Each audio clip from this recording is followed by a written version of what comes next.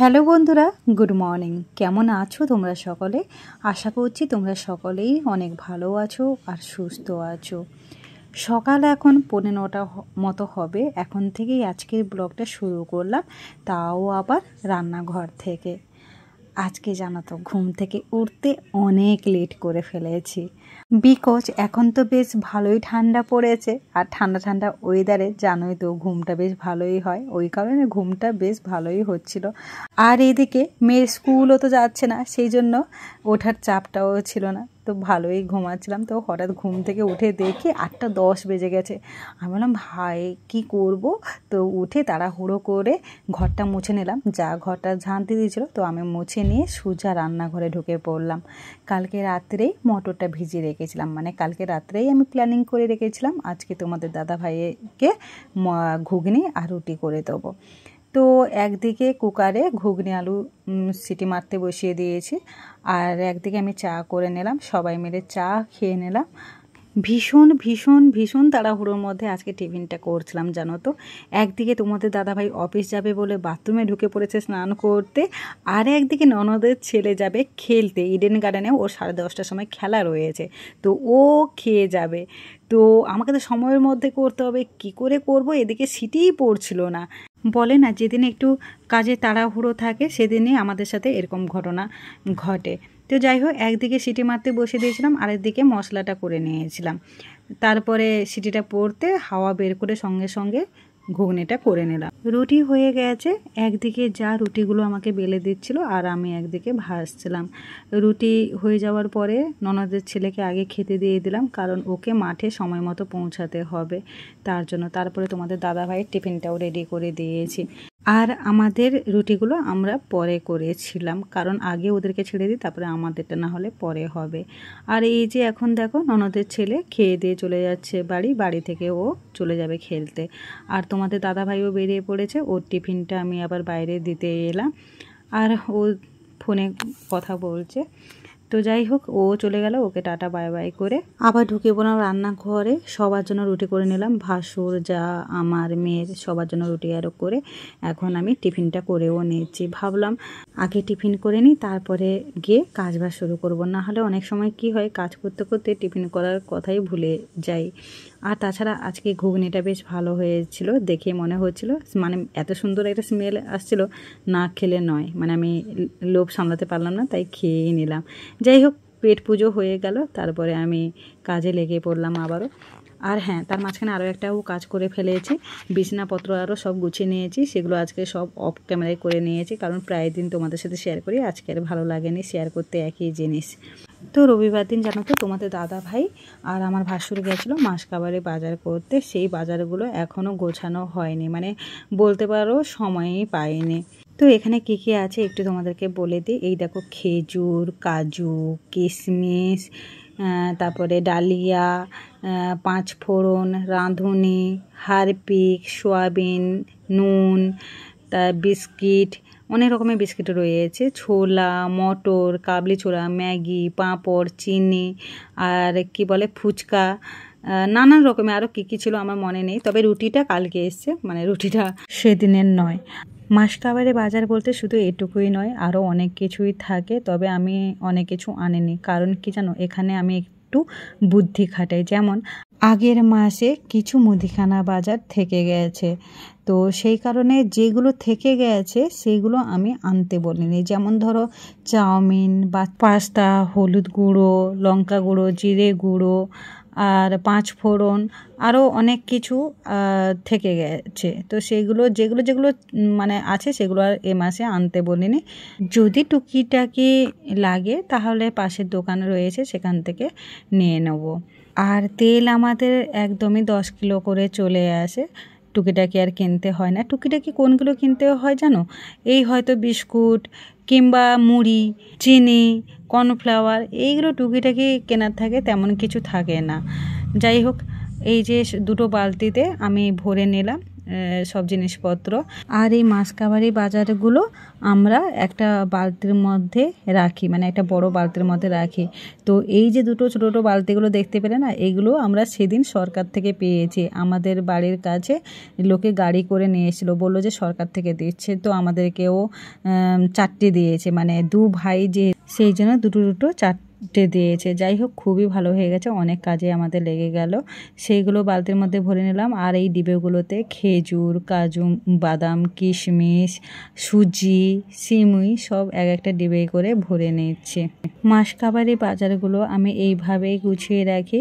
আর মাসের শেষে যখন ওরা মানে বাজার করতে যায়, তখন আগে কি আছে না আছে সেগুলো সব দেখে নিই। যেগুলো থাকে সেগুলো আমি বাদ দিয়ে বাকি যেগুলো আনতে হয় সেগুলো একটা লিস্ট করে দিই। তো ওরা সেই লিস্ট দেখে কিনে নিয়ে আসে। এতে কিছুটা হলেও টাকা বাঁচে। দেখো, প্রত্যেক মাসে কিন্তু মাসকাবারি বাজার পুরোপুরি শেষ হয়ে যায় না, অল্প না অল্প কিছু থেকে যায়। যেগুলো থেকে যায় সেগুলো না আনাই ভালো, কারণ বাড়তি জিনিস এনে কোনো লাভ নেই, বরং সেই টাকাটা একটু হলেও সেভ করাটাই ভালো। যাই হোক, আমি সব জিনিসপত্রগুলো এইভাবে করে গুছিয়ে রেখে দিচ্ছি। এখন তো শীতকাল পড়েছে, তো ননদ বলেছে শীতকালে একটু কাজু, কিশমিশ, খেজুর খাওয়াটা ভালো। তো আগের মাসে আনা হয়েছিল, অল্প কিছু আছে আর কিছুটা আনতে দিলাম। প্রত্যেক দিন না হলেও 2 দিন ছাড়া ছাড়া বাচ্চারা আমরা সবাই মিলে খেজুর, কাজু বাদাম, কিশমিশ অল্প অল্প করে খাই। ওই কাজটা গোছানো হয়ে গেল। ওই কাজটা অনেক বড় কাজ ছিল, জানো। কদিন ধরেই করব বলছিলাম, করা হচ্ছিল না, ওই ব্যাগের মধ্যে পড়েছিল। তো আজকে ভাবলাম না, করেই নিই। আর কি বলবো, কয়েকদিন যা কাজের চাপ যাচ্ছে না, বলে বোঝানো যাবে না। সব কিছু তো আর ক্যামেরায় ভিডিও করতে পারি না, তাই জন্য হয়তো তোমরা বুঝবে না। তারপরে চলে এলাম আমি সবজি একটুখানি কাটাকাটি করতে। সবজি বলতে ওই আর কি, বাঁধাকপি কেটে নিলাম বেশ সরু সরু করে। বাঁধাকপিটা বেশ কচি ছিল, দেখেই বুঝতে পেরেছি। আর তারপরে ভাত বসিয়ে দিচ্ছি একদিকে বাঁধাকপিটা সেদ্ধ করতে বসিয়ে দেবো। একটুখানি হলুদ আর নুন দিয়ে সেদ্ধ করে নেব। এখনকার বাঁধাকপি খেতে মানে টেস্ট রয়েছে। কিছুদিন আগে আমাদের বাড়িতে বাঁধাকপি করেছিলাম, কি বিশ্রী খেতে লাগছিল, জানো তো। আসলে কি বলো তো, অফ সিজনে বাঁধাকপি বলো, ফুলকপি বলো, একদমই খেতে ভালো লাগে না, কোনো টেস্টই পাওয়া যায় না। আবার সিজনের সময় বাঁধাকপি বলো, ওলকপি বলো, ফুলকপি বলো, খেতে ভালো লাগে, একটা আলাদা রকমের টেস্টও পাওয়া যায়। আসলে কি বলো তো, যখন যার টাইম আর কি। আর আমাদের বাড়িতে সব রকম সবজি সারা বছরই আনা হয়। আর এদিকে সকালবেলা না চালটা ভিজিয়ে রেখেছিলাম। তোমরা তো সকলেই জানো, চালটা ভিজিয়ে রাখলে ভাতটা অনেক তাড়াতাড়ি হয়ে যায়। এক্ষেত্রে গ্যাসের খরচাটা অনেকটাই বাঁচে। আর আমরা একবেলা ভাত করি, মানে একটু দুপুরের দিকে ভাতটা করে নিলাম, তাহলে রাতে আর আলাদা করে ভাত বসাতে হয় না। এক্ষেত্রে গ্যাসের খরচাটা অনেকটাই বাঁচে। প্রয়োজন হলে রাত্রে ভাত করি, না হলে করি না। আর ভাতের মধ্যে ডাল দিয়ে দিই, ডাল সেদ্ধ করার জন্য। ব্যাস, ঘরের গৃহিণীরা যদি এইভাবে একটু বুদ্ধি খাটিয়ে চলে, তাহলে কিন্তু মাসে অনেকটা টাকা সঞ্চয় করা যায়। রান্নাটা বসিয়ে দে। এই যে ওপরে একটু এলাম, তোমাদেরকে বলেছিলাম না কালকে দেখাবো, ওই যে তুলসী মঞ্চটা বানিয়েছি, কেমন বানিয়েছি না বানিয়েছি ওরা তোমাদেরকে দেখাবো বলেছিলাম, তাই জন্য ছাদের উপর চলে এলাম। উফ, 3 তলায় উঠতে উঠতে না পা পুরো ব্যথা হয়ে যায়, হাঁপিয়ে যায়।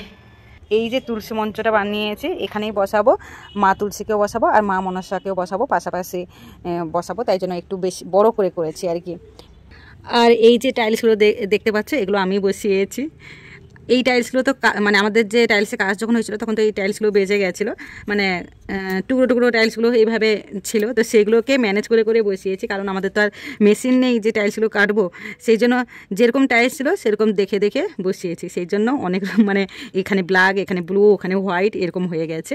হয়তো অতটা ভালো লাগছে না, বাট তবুও ঠিক আছে। আর এই যে গ্যাপগুলো দেখতে পাচ্ছ না, এই গ্যাপগুলোতে ভেবেছি হোয়াইট সিমেন্ট দিয়ে দেবো। দেখা যাক কেমন লাগে। যদি খুব খারাপ লাগে তাহলে আবার মিস্ত্রি ডেকে ঠিক করতে হবে, কিন্তু এখন তো মিস্ত্রি আরও নেই। তো যেমনটা পেরেছে ওই রকম বসিয়ে দিয়েছি, মানে মাপ যেগুলো ছিল, যেগুলো মাপে বসে গেছে ওরকমই করে দিয়েছি। তোমাদের দাদাভাই রাত্রে এসে বলো এরকম কেন করলে, কেমন একটা লাগছে। আনছি, ঠিক আছে চলো, টাইলসগুলো ছিল তাই আমি বসিয়ে দিয়েছি। যদি খুব একটা খারাপ লাগে তাহলে আবার না হলে মিস্ত্রি দেখে করা যাবে, দেখা যাবে, পরে ব্যাপার পরে আছে। ও প্রচণ্ড রোদ, সেই জন্য নিচে নেমে এলাম। তো চলো তোমাদেরকে আরেকটা জিনিস দেখিয়ে দিই। আমাদের ফল সিলিংয়ের কাজ হচ্ছে, সেগুলো তোমাদের সাথে একটুখানি শেয়ার করে নিই। তো এই দেখো, আমাদের ফল সিলিংয়ের কাজ হয়ে গেছে, 3টে ঘরে করা হয়েছে। এবার রান্নাঘর করা হবে বলা হচ্ছে, দেখা যাক কী হয়। এটা হলো ড্রয়িং রুমের ফল সিলিং, ঠিক আছে। চলো এবারে আমার ঘরটা দেখে নাও। এই যে আমার ঘরের ফল সিলিং আস্তে আস্তে করে কাজ করা হচ্ছে। পাইপ ফেলা হবে, তারপরে বাকি ফল সিলিংয়ের কাজটা করবে উনি।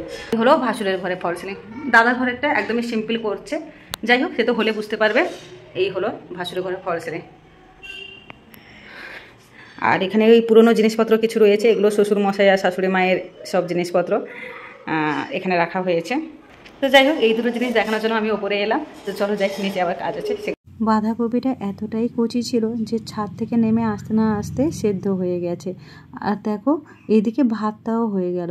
যেহেতু সকালে চালটা ভিজিয়ে রেখেছিলাম, তার জন্যই ভাতটা এত তাড়াতাড়ি হয়ে গেল। তাহলে বলো তো কত গ্যাস বাঁচালাম। এইভাবে করে আমি চলি। তবে হ্যাঁ, মাঝে মাঝে আবার করা হয় না, কিন্তু বেশিরভাগ ক্ষেত্রে আমি চালটা সকালবেলায় ভিজিয়ে রাখি। আর এদিকে একই গ্যাস খরচায় আমার ডাল সেদ্ধটাও হয়ে গেছিলো। তো ভাতের ফ্যানটা গড়িয়ে আমি ডালটা করে নিয়েছি, আর এখন বাঁধাকপিটাও করে নিলাম, মানে চিংড়ি মাছ দিয়ে।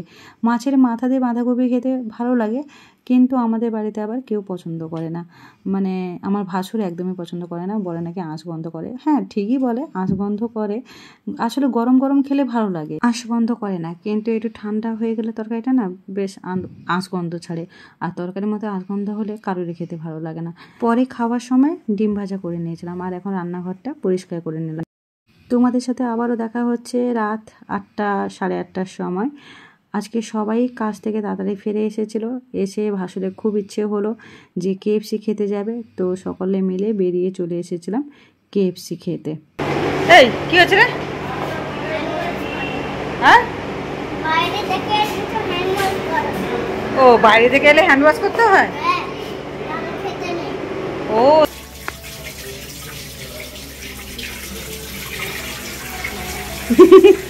সব জানি। আসো। আর তাই, এদিকে গার্লস এদিকে বয়। ওরা মোটামুটি সব জানে, মানে কোথাও থেকে এলে হ্যান্ড ওয়াশ করতে হবে, কোথায় বাথরুম না বাথরুম সবটা জানে। কারণ ও এতটাই আসে এখানে খেতে যে কী বলবো, মাসে আমাদের 2-3 বার KFC খাওয়াই হয়ে যায়। তো যাই হোক, আর এখানে এসে ওর এত পরিচিত হয়ে গেছে, এলেই 2টো করে বেলুন ওকে দিয়ে দেয়। আর দেখো তোমাদের দাদা ভাই দেখো কেমন করছে, দেখেছো কেমন আমাকে, আমি যেহেতু ভিডিও করছিলাম ওই জন্য এরকম করছি, আর কি করছে আমার সাথে। যাই হোক, KFC চলে এলো, 2টো বাকেট নিয়েছি, তবে কিছুটা দিয়েছে, আবার কিছুটা বললো পরে দেবে। মানে আমরা খেতে খেতে ওরা আবার দিয়ে যাবে। KFC খেতে কার না ভালো লাগে বলো? আমার তো KFC নাম শুনলেই ব্যাস জিভে জল চলে আসে। আমার মেয়েরও তাই। আমার মেয়েকে যদি কখনো জিজ্ঞেস করি মা কী খাবি, সঙ্গে সঙ্গে বলবে KFC খাবো, আর কিছু খাবো না। মানে KFC খেতে ভীষণ ভালোবাসি মা মেয়ে। আর তার সাথে যে এই কোল্ড ড্রিঙ্কসটা থাকে, ওহ কি ভালো লাগে আমার। যাই হোক, KFCটার সাথে সাথে বাচ্চাদেরকে দিয়ে দিয়েছে, ওরা খেতে শুরু করে দিয়েছে। আর যা গরম দেখো, মেয়ে খেতে গিয়ে আবার ফেলে দিয়েছে গরম বলে, প্রচণ্ড গরম ছিল। আর তারপরে আমরা সবাই খাওয়া শুরু করে দিয়েছি। এরকম খাবার সামনে থাকলে কেউ আর বসে থাকতে পারে না, সে গরম হোক আর যাই হোক। চলো বন্ধুরা, আজকের ভিডিওটা আমি এখানে শেষ করব। ভালো লাগলে অবশ্যই লাইক কমেন্ট করো। আর তোমরা সবাই ভালো থেকো, সুস্থ থেকো। নেক্সট ব্লগে দেখা হচ্ছে খুব তাড়াতাড়ি। টাটা।